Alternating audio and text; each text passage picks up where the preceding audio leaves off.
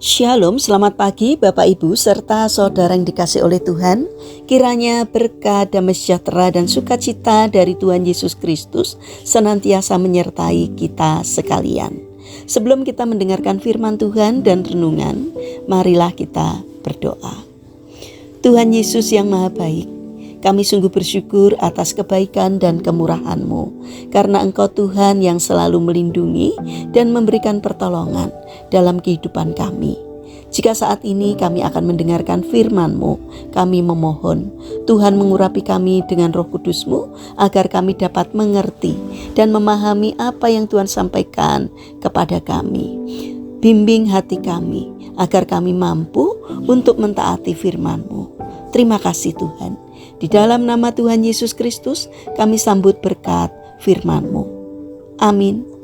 Bapak, Ibu, serta saudara yang terkasih, bacaan firman Tuhan saat ini diambil dari TB2, surat 2 Korintus pasal yang pertama, ayat ke-6. Demikianlah sabda Tuhan.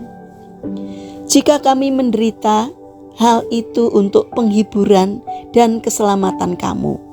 Jika kami dihibur, hal itu untuk penghiburan kamu, sehingga kamu beroleh kekuatan untuk tabah, menanggung kesengsaraan yang sama seperti yang kami derita juga.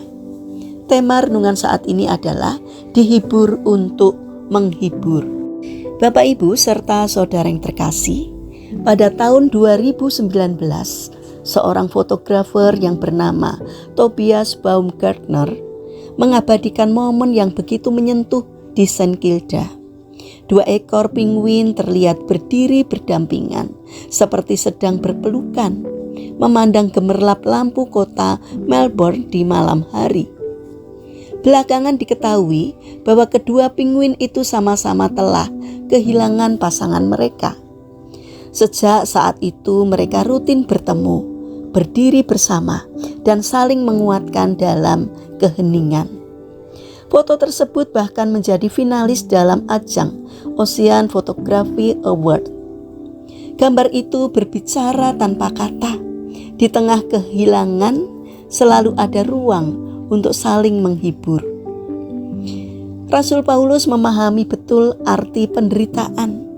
Dalam pelayanannya ia mengalami penolakan, aniaya, dan berbagai kesesakan.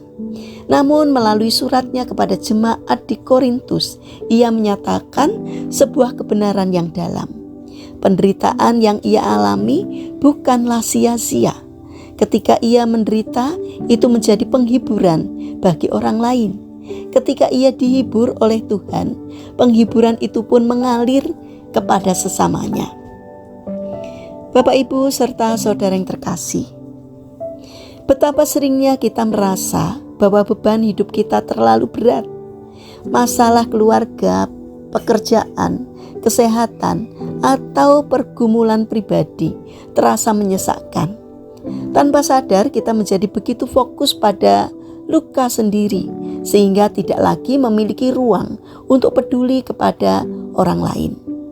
Kita berkata dalam hati, saya sendiri belum selesai dengan masalah saya.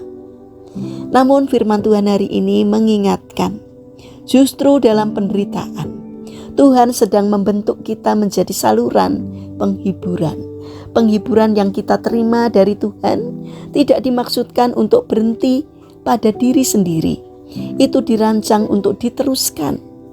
Ketika kita tetap memilih peduli di tengah kesesakan, sesuatu yang ajaib terjadi. Hati kita dikuatkan. Perspektif kita diperluas. Kita menyadari bahwa kita tidak sendirian dalam pergumulan ini. Tuhan yang menghibur kita adalah Tuhan yang sama, yang bekerja dalam hidup orang lain. Seperti 2 penguin di St. Kilda yang berdiri bersama dalam sunyi. Kita pun dipanggil untuk hadir bagi sesama, meski tanpa banyak kata. Kadang penghiburan kita membutuhkan solusi panjang atau nasihat yang rumit. Kehadiran, perhatian, dan doa yang tulus seringkali jauh lebih berarti. Hari ini bukan waktunya terus untuk meratapi masa lalu atau tenggelam dalam luka yang belum sembuh. Bersama Tuhan kita dapat melangkah maju. Ia tidak pernah membiarkan penderitaan tanpa tujuan. Dalam tangannya setiap air mata dapat menjadi benih kesaksian. Setiap kesesakan dapat menjadi jembatan untuk menyentuh hati orang lain. Mari percaya bahwa ketika kita melibatkan Tuhan dalam setiap musim kehidupan kita, baik suka maupun duka, Dia sanggup membuka pintu-pintu berkat yang tidak pernah kita bayangkan sebelumnya. Kita dihibur supaya kita dapat menghibur. Kita dikuatkan supaya kita dapat menguatkan. Dan melalui hidup kita, orang lain dapat melihat kasih Tuhan yang nyata. Mari kita berdoa. Tuhan Yesus yang Maha Baik, ajarilah kami untuk tetap peduli pada penderitaan orang lain, walaupun kami sendiri sedang bergumul. Penuhi kami dengan penghiburan-Mu, agar kami dapat menjadi saluran kasih dan kekuatan bagi sesama. Kami percaya saat kami setia menghibur, Engkau pun bekerja untuk memulihkan hidup kami. Bapa yang Maha Baik, kami berdoa untuk pemerintahan bangsa dan negara kami.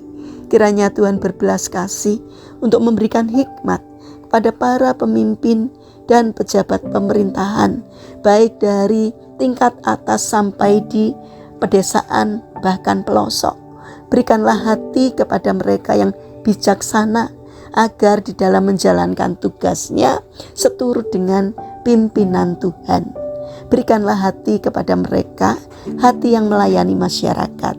Jauhkan mereka dari tindakan menyalahgunakan jabatan. Terima kasih Bapa. Saat ini kami berdoa bagi mereka yang terbaring sakit. Kiranya Tuhan berbelas kasih untuk menolong dan memberkati. Bahkan kiranya Tuhan berkenan hadir untuk menjamah dan menyembuhkannya. Kami ingin menyerahkan juga saudara-saudara kami yang mengalami permasalahan dan kesulitan hidup. Kiranya Tuhan menolong dan memberkati, sehingga mereka bisa merasakan kehadiran dan pertolongan Tuhan di dalam kehidupannya. Terima kasih Bapa.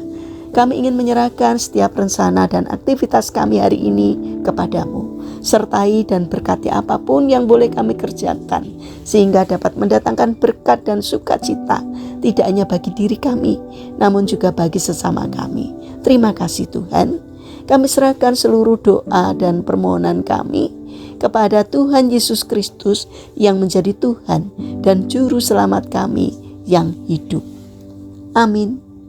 Puji Tuhan Bapak Ibu serta saudara yang terkasih, kiranya firman Tuhan dan renungan hari ini dapat menjadi berkat bagi kita semua. Haleluya.